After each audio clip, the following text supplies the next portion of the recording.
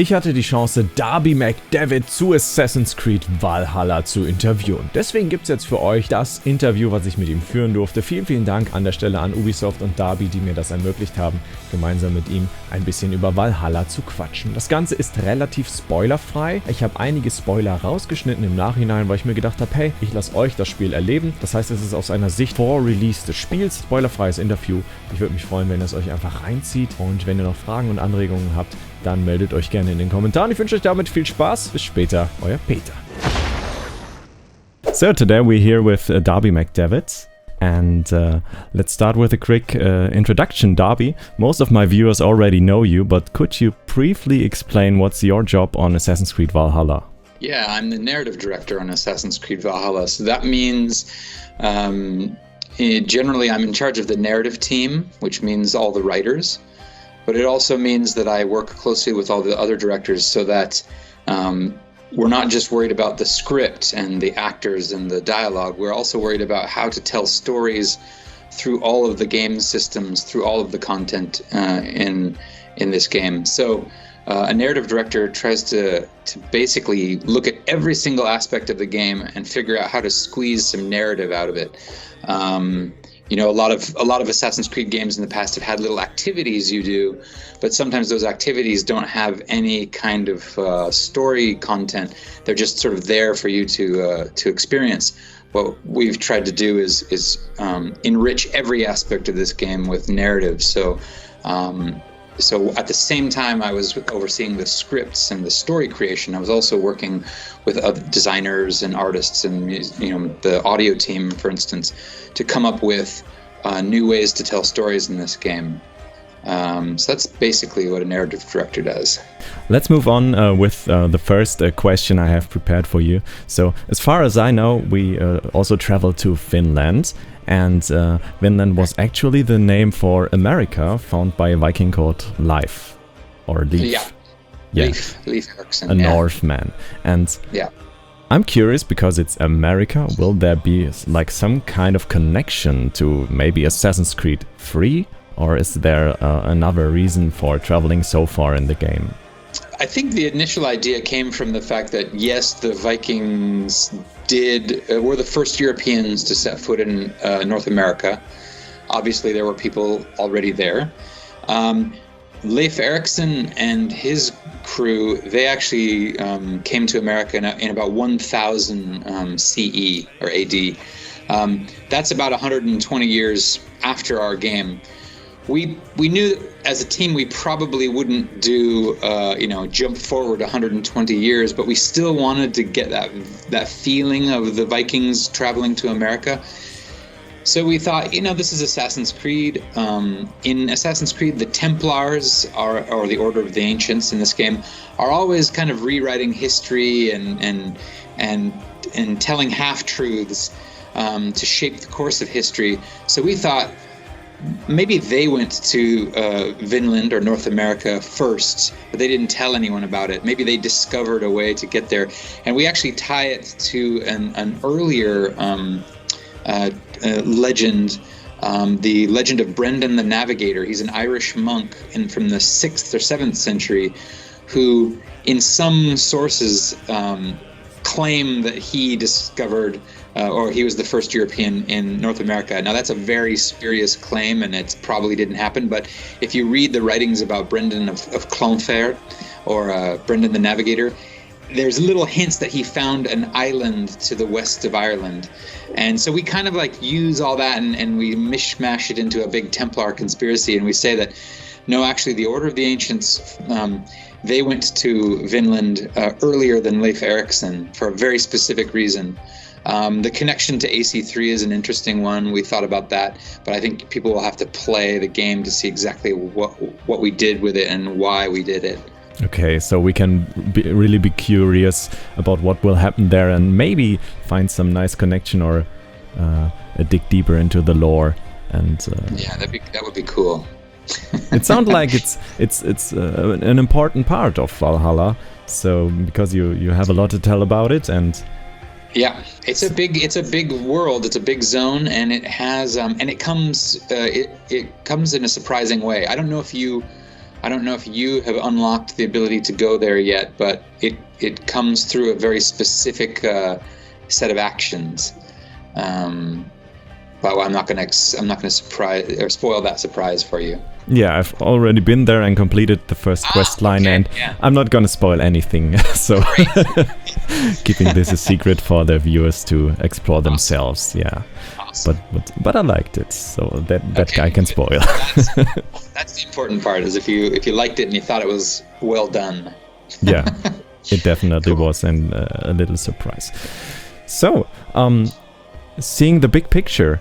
Maybe does the story of Assassin's Creed Valhalla have an impact on the history of the whole Assassin Brotherhood, and are there some things happening that are maybe even defining for the future of the Templars or Brotherhood of Assassins?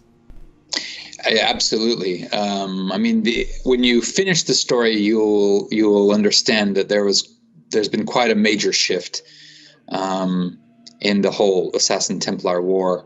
And I don't want to spoil that for you because that's you still have a little ways to get there.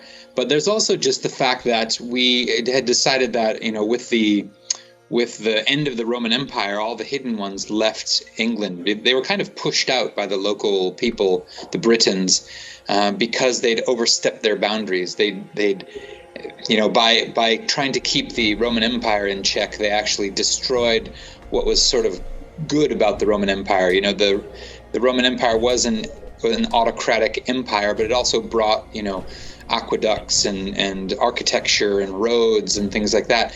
And so when they leave, they take all this knowledge with them, and the people who live there are kind of feel like the assassins, the hidden ones, meddled too much. What that means is that the characters Basim and Hytham that you meet early in the game, and they come to England with you, they are the first hidden ones in Britain in almost 500 years. So even right off the bat, by traveling with Eivor, by kind of default, Eivor has helped introduce the hidden ones back into the British Isles. So that's in a slow process that will slowly help the assassins or the hidden ones grow their influence again. So that's an important part that kind of happens right at the beginning of the game. I kind of felt when playing the game the first hours, it felt like really slow introducing the assassin's story. Well, we get some part at the start, but then other things start to be more important, like growing your settlement and making footprints, they're forging alliances, and then after some times they get more relevant and the story eventually starts to evolve. And that's a thing also for the viewers to explore for themselves, but we can expect something really nice and connecting maybe also other Assassin's Creed to this series and make the whole thing make more sense. I have a very... I would definitely say, like, if people want to experience that Assassin Templar conflict early, one of the first things you want to do when you get to England is build a Hidden Ones Bureau, because that will immediately give you access to the Assassin Templar storyline. So people who are interested in that's what they're going to want to do. Invest in that first. I don't know if you did that. Yeah. That's my hint.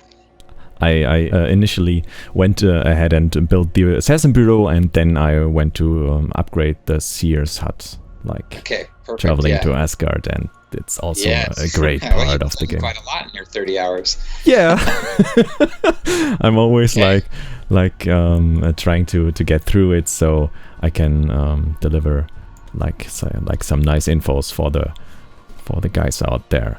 Cool. A while ago, you tweeted some mysterious numbers, and the community found a track to Altair. No. That was me bashing on my keyboard, and it just so happened that it came up like 1192 or 1191. Yeah, something like that. No, that was me taking my fist and just smashing it on a keyboard, and yeah. Okay, I was curious if we would find a connection, but well, that's the answer, I guess.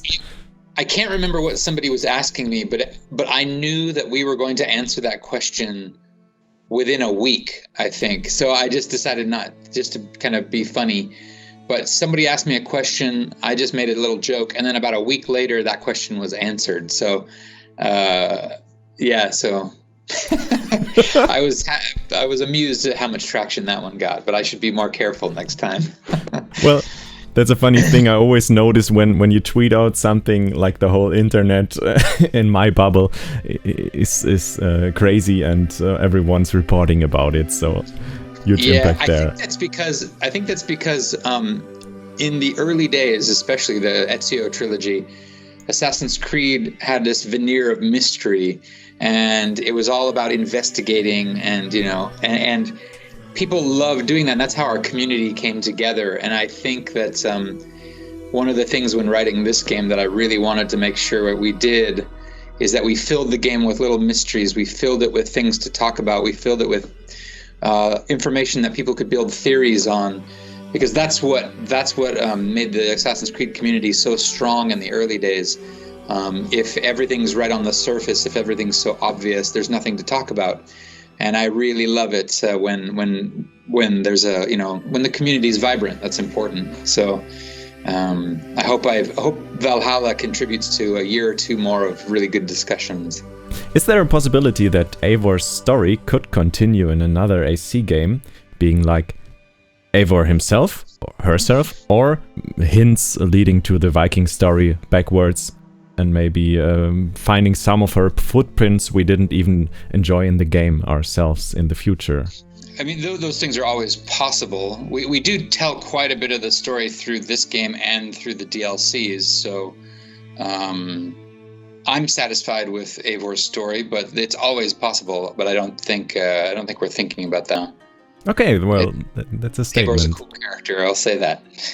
Yeah, so if you're satisfied with this story, that's also a very nice statement here for the quality of the game and the narrative. Like, I'm very curious how the game will turn out and will eventually fit into the universe of the Assassin's Creed. I somehow have the feeling that there's a chance to maybe lose one of our closest friends or clan members in the game. Necessary to pay close attention to what we do in the game, and will this impact our friends, our family? Yes. I mean, as with any good RPG, there are multiple choices that can branch stories in small ways and big ways.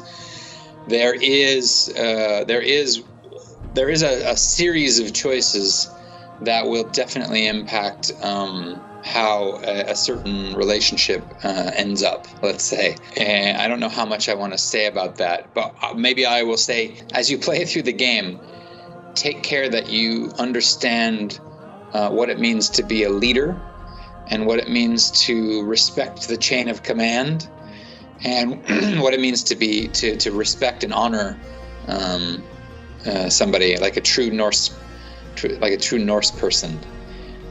Those are the choices I think you need to take care of, but I won't say where they are. Oh, that's.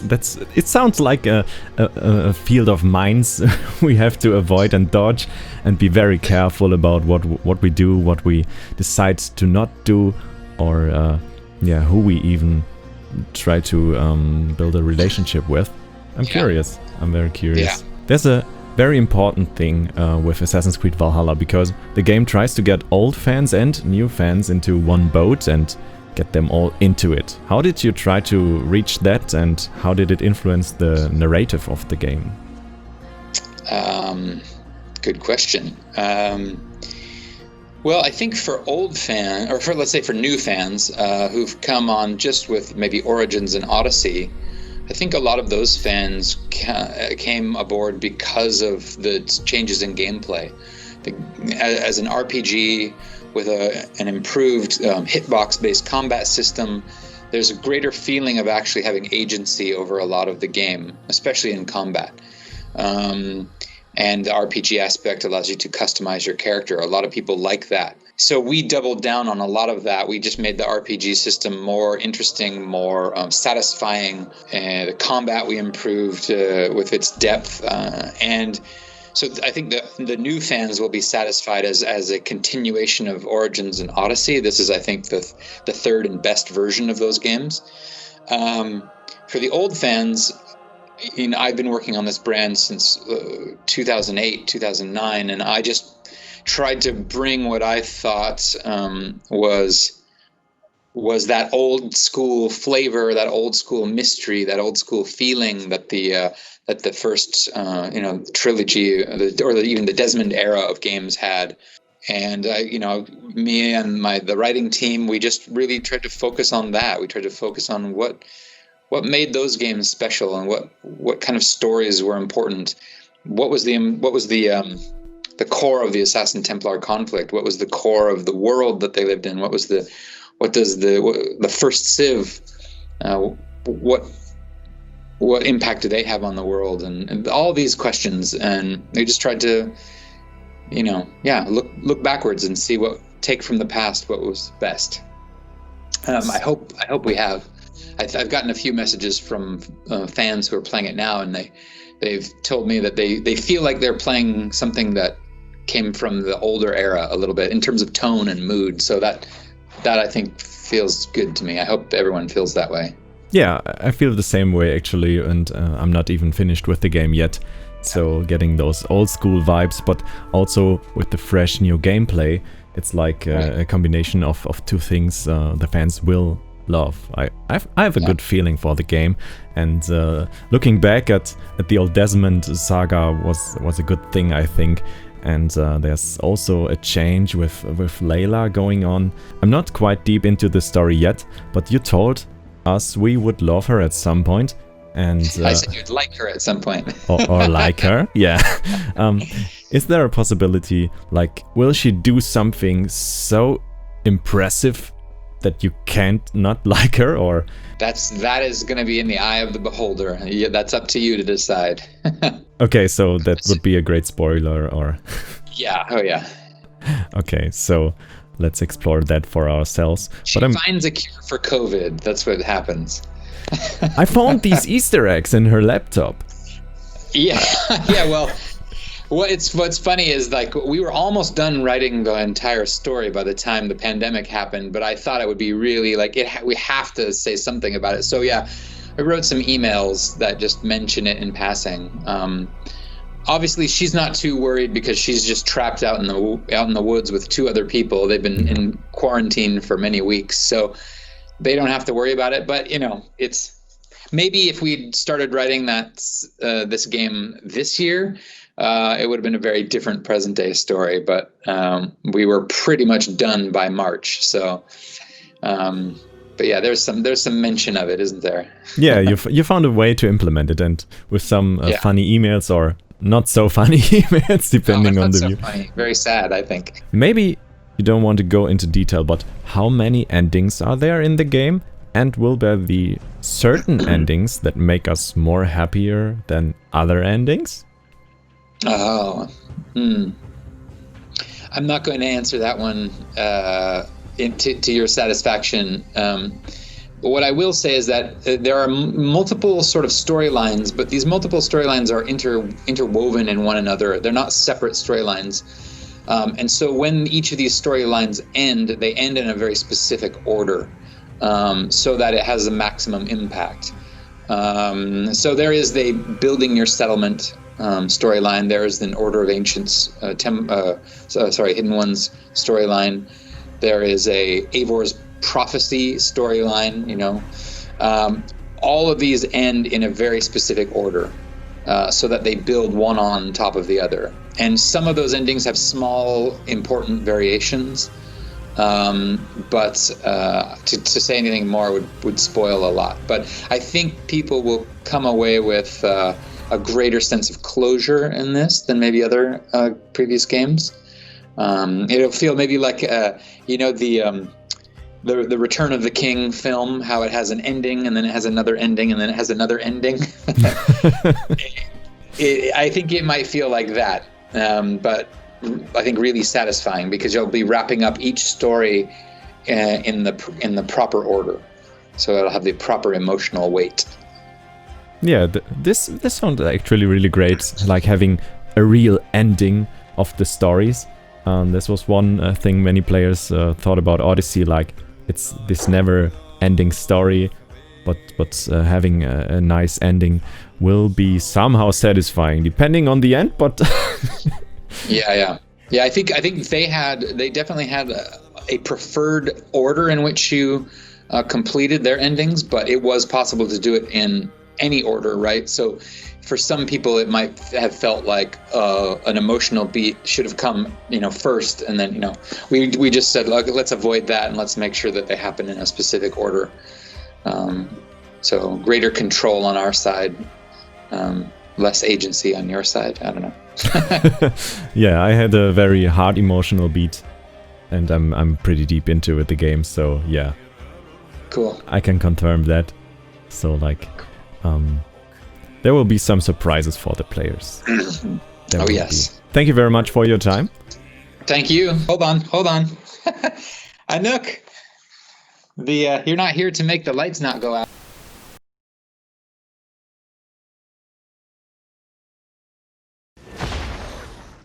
Liebe Leute, mein Name ist Frag, Nart und ich wünsche euch den besten Tag aller Zeiten. Liebe Leute, mein Name ist Frag, Nart. Bis später, euer Peter. Dann natürlich gern die Glocke aktivieren. Dann natürlich gern die Glocke aktivieren. Dann natürlich gern die Glocke aktivieren. Und meinen Zweitkanal könnt ihr auch gerne abonnieren.